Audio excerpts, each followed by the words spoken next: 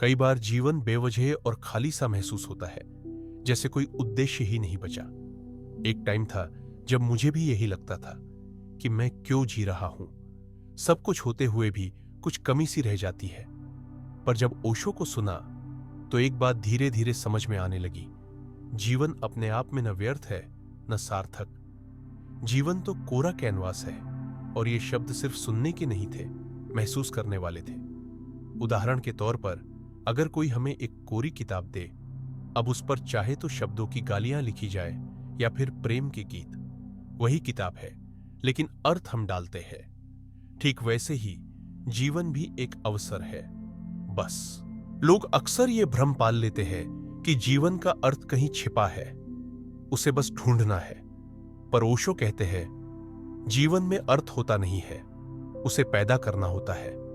जैसे एक बांसुरी हो और कोई बोले, इसमें आवाज क्यों नहीं है? बांसुरी में स्वर अपने आप नहीं होते, स्वर तो फूंका जाता है, बजाया जाता है। ठीक वैसे ही जीवन में भी सुर पैदा करने पड़ते हैं। हम में से ज्यादातर बस बांसुरी को देखते रहते हैं, बजाते नहीं। एक और गहरी बात यह समझ में आई, बुद्ध उसी जीवन में निर्वाण पा लेते हैं और हिटलर उसी में नरक बना लेते हैं। मतलब यही कि जीवन की जमीन सबको एक सी मिली है, पर कौन उसमें क्या बोता है, वही असली भेद है। मान लीजिए किसी ने बगीचा बोया पर पानी नहीं डाला, फिर कहता है फूल क्यों नहीं आए, तो दोष जीवन का नहीं है, दोष उस बीज वाले का है।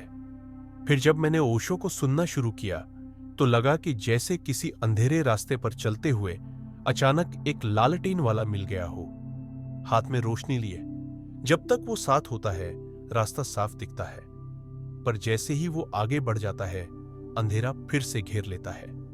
वहीं एक और बहुत ही सुंदर विचार सामने आया, तुम्हारे खुद के भीतर का दिया जब तक नहीं जलता तब तक उजाला उधार का ही रहेगा। सोचिए, अगर आप किसी बगीचे में गए और वहां फूलों की खुशबू आई, क्या वो खुशबू घर आने के बाद भी बनी रहेगी? नहीं, जब तक आपका घर भी बगीचा न बन जाए।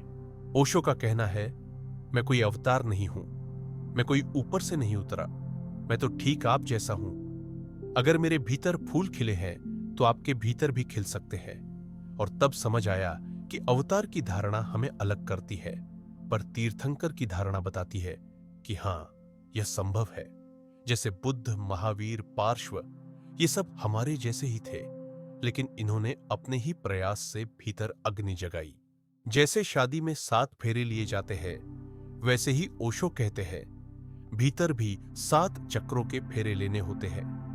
हर चक्र को जागना होता है, और जब आखिरी चक्र सहस्त्रार खिलता है, तब जीवन में अर्थ स्वयं प्रकट होता है।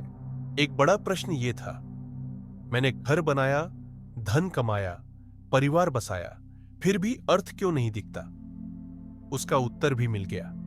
बाहर की व्यवस्था विज्ञान से बनती है, पर भीतर का अर्थ केवल आत्म साधना से। जैसे किसी रेगिस्तान में प्यासे को पानी चाहिए, वैसे ही प्यास अगर परमात्मा के लिए जगे तो भीतर की अग्नि प्रज्वलित होती है, और वो अग्नि जब पूरी हो जाए तो जीवन में ऐसा संगीत बजता है जो बाहर भी छा जाता है। और फिर ओशो की अंतिम बात, सत्संग अंत नहीं है, सत्संग सिर्फ एक झलक है जो सिर्फ ये याद दिलाता है कि तुम भी वीणा वादक बन सकते हो, तुम भी सुर छेड़ सकते हो, तुम भी अपने जीवन में अर्थ भर सकते हो। तो अगर आपको ये झलक मिली हो तो बस वहीं से साधना शुरू कीजिए। दूसरों के दियों पर मत रहिए, अपना दिया जलाइए, और तब जीवन व्यर्थ नहीं लगेगा, सार्थक बन जाएगा। अगर इस वीडियो ने आपकी सोच को झकझोरा हो तो लाइक करें, शेयर करें उस इंसान से जिसे ये बात सुननी चाहिए, और सब्सक्राइब करें हमारे चैनल को, जहां हम जीवन को फिर से अर्थपूर्ण बनाने की बात करते हैं।